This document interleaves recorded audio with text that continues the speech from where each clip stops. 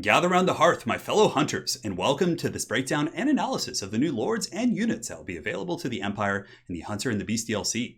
So as far as the video goes, we're going to be talking about the strengths and weaknesses of these various units and characters. We're also going to be talking about their general place in the metagame. So on that note, guys, I think it's time. It is time to begin the great hunt, and who better to lead us on this hunt than Marcus Wolfhart. So Marcus Wolfhart is an absolute ace of a character. He's pretty much just a souped up Lithanar. I mean, a Lithanar, of course, pretty powerful in his own right, but Marcus Wolfhart just has so many accentuating tools, sniping abilities, and also has a snare to boot. And snares, whether it be Nets of Amnitok, Effigy of the Get, the Spearfisher's Net, anything like that, those are just game-changing mechanics that I think are really, really strong.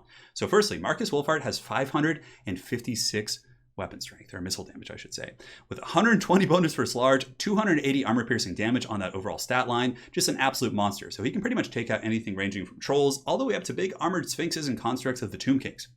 And I really do think that a Lithanar is going to be an incredibly competitive character. Now, the one thing you have to watch out for is he's lightly armored with 50 armor, and he is relatively squishy. He has a low HP pool of 3,200, but again, he's going to be at range. He has stalk, so that means he can sneak up on his opponents. He can fire while moving, so he can kite and run, and he's just brings so much utility to the battlefield. And even if something is about to catch Marcus Wolfhart, he has something called the Hunters Snare. So this is a snare ability. He has 3 charges in total, and a 90-second cooldown, and it lasts for 11 seconds, but it's not a snare like Effigy of the Get. It's actually an AoE snare. So this is basically him throwing like a giant net that can slow down entire blobs of units, which is going to make just for so much power plays for the Empire.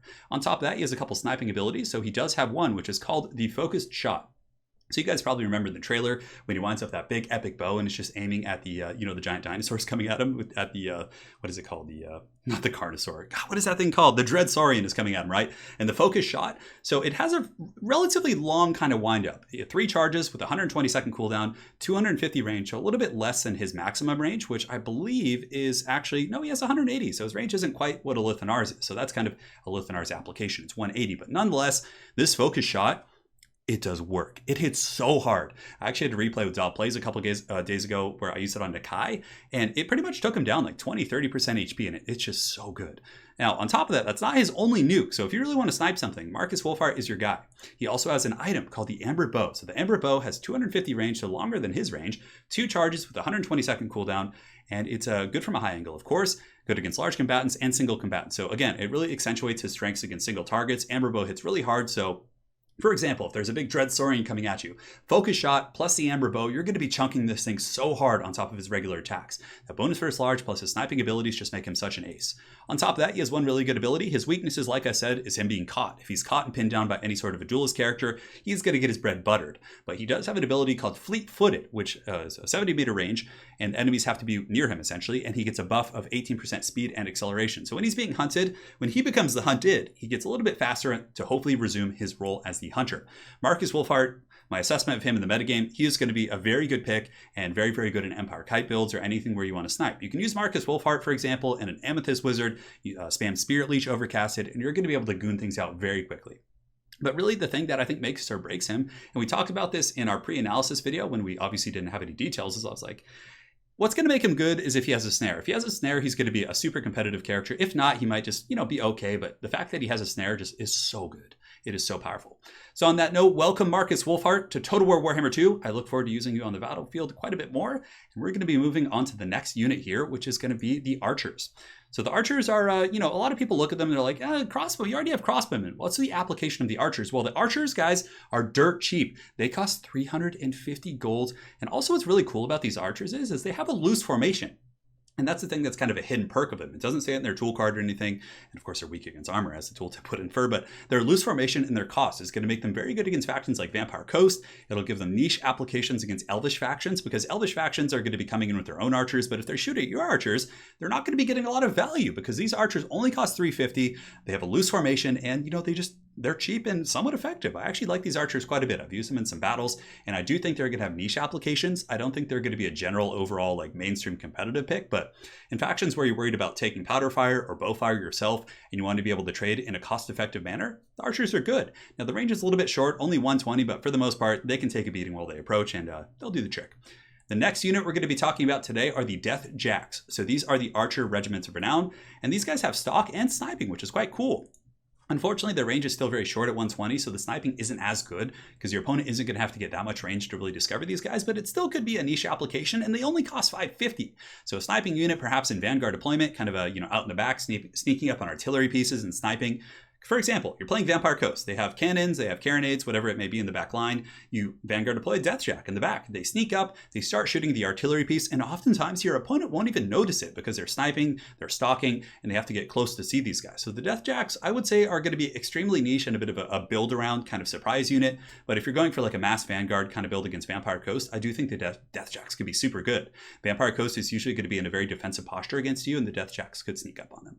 The next unit we're going to be talking about today are the Huntsmen. Now, Huntsmen are a pretty cool unit. They have Vanguard deployment, they have stalk, so a lot of stalking and sneakiness and treachery going on from the Empire here. I mean, Marcus Wolfe himself does have stalk and Vanguard deployment. So they can sneak up on you together. The Huntsmen have 160 range. They're pretty good, same as crossbows. But what's really cool about the Huntsmen is they have 21 missile damage, which is okay. But more importantly, they have a bonus versus large of 8. So the Huntsmen, I think, are going to have some pretty good niche applications and matchups against Beastmen, against Vampire Coast, who have Morgulls and the not bloated corpses. But you guys get the picture. Against a lot of their lightly armored big targets. And even against big armored targets, for example, they still have 4 AP missile damage. And a lot of people who play Norska, for example, bring the Marauder Hunters with Javelins. And the Javelins are super good against armored targets, despite the fact that they don't have a ton of AP. But the bonus versus large really helps out quite a bit in that respect. Huntsmen are going to be very good against Minotaur type units, against Chaos Spawn, against, pretty good against like Dragon Ogre Shaggus, who have only 70 armor.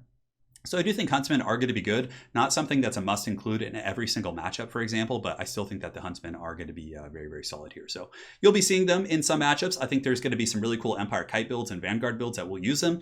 And hopefully you guys enjoy these guys as much as I do. The next unit on the list is going to be the White Wolves, the Huntsman Regiment of Renown. So these bad boys have 26 missile damage compared to the 21 of their predecessor, their regular variants. Of course, their bonus versus large is the exact same at 8, but they have stalk and they can fire while moving. So basically, they're just a better variant that can fire while moving. But I guess, no, they actually both can. So yeah, they can both fire while moving. So yeah, they're just a stronger variant, but it looks like they're immune to psychology, whereas the standard unit aren't. So if you're looking for the elite beast hunters who have to deal with the terror-causing units like the Butchers of Kalkengard, call the White Wolves. Granted, I think they're a little bit overcosted at 900 gold, and you're probably just going to be seeing regular Huntsmen because the stat lines aren't that different. And basically, the White Wolves are kind of a hybrid unit in melee. They have 36 melee attack, 32 melee defense, and 28 weapons rank, whereas regular Huntsmen are 16, 17, and 24 respectively. So you're basically paying extra gold for melee combat stats, immune to psych, and a little bit more range damage.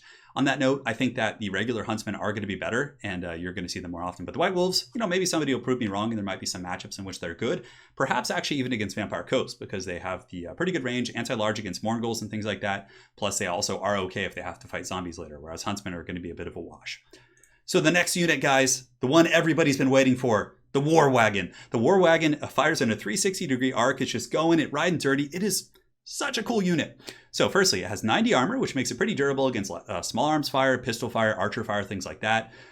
65 leadership's okay, 50 speed. So this is something that's relatively quick. It's going to be able to outrun pretty much all infantry with the exception of maybe, I think, Forsaken or 48 speed, so it's pretty close. But it's going to be able to outrun infantry.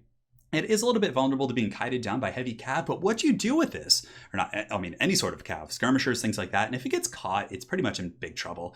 It only has 12 melee defense, so even like Dark Riders or like really kind of low tier skirmish infantry like Centaurs can really kind of take them apart. So you have to be careful with this, but what you do is you have the War Wagons kiting infantry, and when the enemy pursues with cav, you net them with Marcus, you net them with the Light Wizard, and you peel with your own heavy cav, like Demogryph Knights and things like that, and you can have some disgusting kite builds. The War Wagons have pretty good AP, and in the late game, if you are able to kind of neuter your opponent's mobile force using your kiting and focus fire, they're pretty good chariots, actually. You wouldn't think so because their stats seem so bad, 18, 12, and 26 in that respect, but they're actually pretty good chariots. Their 90 armor makes them pretty good for cycle charging, and I can tell you from experience, I have won several games using these guys, using them as chariots in the late game. So stay tuned for the War Wagons. Ammunition's a little bit low, but they're a very fun, annoying unit, and yeah, they're incredibly fun to play with. I can't wait to play a Marcus Wolfe campaign and use these. So the next unit is going to be the War Wagon with a mortar. Now, this is something that I think is going to be it's going to be very uncommon to see this. Now, as far as applications in the metagame goes, the War Wagon with the mortar is good where mortars are good. So if you're facing off against High Elves, for example, Wood Elves, these various factions that have a ton of archers, mortars are essentially a counter against archer factions and gun lines and things like that. So you use the mortars, you kite, you reposition, and if the Wood Elves are pressuring you really aggressively, for example, bringing the mortar isn't going to be as much of a risk. So if you bring regular mortars and the Wood Elves surprise you, they bring no bows, they blitz you, the mortars are pretty much going to suck. But if you're bringing the War Wagon mortar, you can kite, you can get some value at least, and then you can cycle charge into late game. I think the War Wagon mortar of the 3 new wagons is probably going to be the least used. I think it's a little bit overpriced at 1100. I personally think it should probably cost maybe the same as a regular War Wagon at 950 or maybe 1000. But nonetheless, at 1100, I think it's a little bit overpriced, but it will have some very niche applications. And of all the new units for the Empire, I do think that the War Wagon with a mortar is probably one of the weaker variants. But nonetheless, it could be good. I'll be trying it out over the course of the next couple of weeks, and I will let you guys know what I think then. So the last unit here, aside from the, of course, the Huntsman General, which we'll be talking about, which I skipped over earlier, but we'll still be talking about him, don't worry, are the Regiment of Renown for the War Wagon. The War Wagon, it's called the Black Lions. These things are so good. Now, units like this are usually not very good, right? You have the Luminarch of Heish, which is the ROR, which is a little bit kind of a, situational, more of a meme unit, and like these big kind of artillery pieces, like Queen Bess. Queen Bess, of course, is pretty good against like Bretonnia and things like that, but it's more of a niche pick, right? Or kind of a meme pick. But the Black Lions War Wagon is basically a War Wagon with a Hellblaster volley gun at the back. Now, the issue with Hellblasters is they're short range, and of course, like getting them into ideal positions to shoot the targets they want. But fear not, the Black Lions are here to serve Sigmar, and they're going to be going in deep for Sigmar. You come in with this thing, you just get massive value on pretty much anything you want to hit. Now, it can't shoot while it's moving, but you can repark it. You can pull it back, protect it with your heavy cab, protect it with other war wagons. This thing is a powerhouse unit. Just like a regular Hellblaster volley gun, it tears apart cab, it tears apart infantry, it's good against single entities. And I really think if you're playing against any faction that isn't using cannon, so if you're not playing Dwarves, Empire, Vampire Coast, factions like that, this thing is going to be a terror in the night. It is going to be able to destroy constructs. It's going to be able to destroy infantry builds from other factions. It is probably... I actually think that the Black Lions ROR War Wagon is one of the better units in the entire DLC for the Empire, aside from Marcus himself. But it's really, really good. It's mobile. It can stick and move. It has 250 range. It hits like an absolute truck, as Hellblaster volley guns do, and it doesn't have the same constraints of a regular Hellblaster volley gun. Now, the one downside is it's really expensive. So in the hands of newer players, it might be a little bit tough to protect this thing. Because if it gets caught, it only has 17 melee defense, and it'll die very, very quickly to pretty much any pressure. So you need to be kind of use it with finesse. Kite effectively, always make sure it's protected by other cab units so you can pull it back and start getting more value. But trust me, you're going to like the way you look. I guarantee it. The Black Lions ROR War Wagon Hellblaster volley gun is incredibly good, and I do think it'll be quite competitive in a couple matchups. So that is it for the regular units. Now let us circle back to the Huntsman General. So the Huntsman General is the standard Lord choice available to the Empire in this DLC. And he's actually pretty good. Marcus Wolfheart kind of steals his thunder because he has a net. He has some really good sniping abilities. But the Huntsman General has some really good niche applications that make him and kind of set him apart from Marcus, like make him different, like good and, or even better in some matchups. So firstly, he has one spell called the Oil Flask, which is pretty good. So it applies 50% flame weakness to whatever target you're shooting at. It has 70 meter range, so it's relatively short range. But here, just imagine this. You throw the Oil Flask at a big target.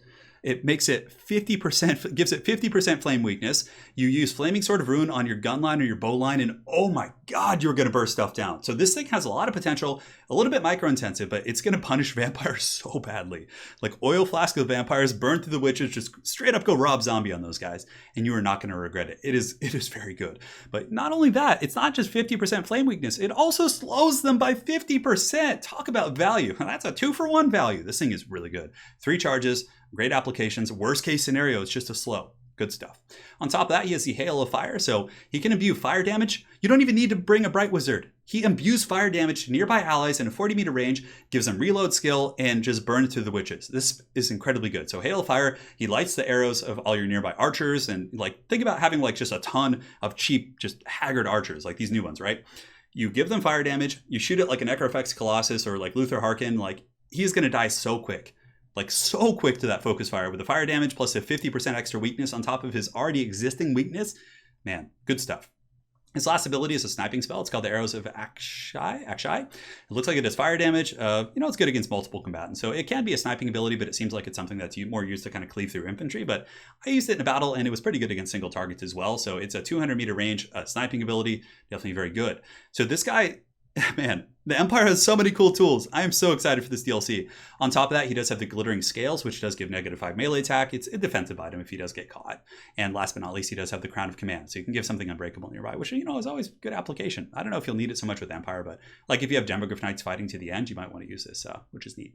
So guys, that is it for all the new units. I look forward to seeing all of you guys on the battlefield. So today we've talked about Marcus Wolfhart, the Huntsman General, Archers, Huntsman, the Huntsman RORs, of course, and all the different variants of the War Wagons. And I can tell you the Empire is going to be incredibly strong. And on that note, let us go ahead and give you guys a build here. So I've been using a build in a couple matchups that I think is very fun, and I like to call it Marcus's War Wagons. So basically you get Marcus Wolfhart. Now we're going to be cutting over to the battle screen here.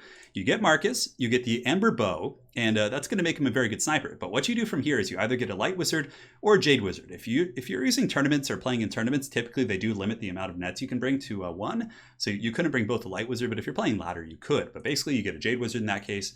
Make sure he has all of his juicy healing spells. So let's do this, this, and this. Oh, okay, there we go. So we got that regrowth. We get the Power Stone here.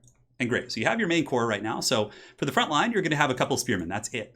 And what you do is you get the double War Wagon, you get the Hellblaster variant, and then you get the double Demogryph Knight kind of protection squad, 2 Empire Knights, and that is it. So this build is really good against a multitude of factions. Again, don't bring this build against anyone who's using cannons, and this build will stretch your micro to its limits. But if you have good micro, this build can just do work for you. So Marcus Wolfhart starts out in the front. He starts sniping, just putting pressure on your opponent's army. And when they get close, you net them down. You push forward, you harass with the War Wagons. If your opponent brings their own cav, you're like, not in my house. You countercharge them with the Demogryph Knights. All the meanwhile, the Black Lions and the Empire Knights are hammering their front lines and hammering their flanks. It's a really fun kiting build. The Spearmen are in deep reserve. You kind of pull them up as you need them. You don't engage the enemy's front line because the Empire often will lose frontline engagements in many matchups. But in this case, you have the War Wagons. You can cycle charge them like chariots. You kite back, you blast them with the Black Lions. It does a ton of work. So hopefully you guys enjoyed this breakdown of all of the different new Empire units, my thoughts on the metagame, and also this little post-game build that you guys will be seeing quite a bit on ladder, I'm sure. So thanks again for joining, guys. Let the hunt begin, and we'll see you guys in Lustrio. Take care.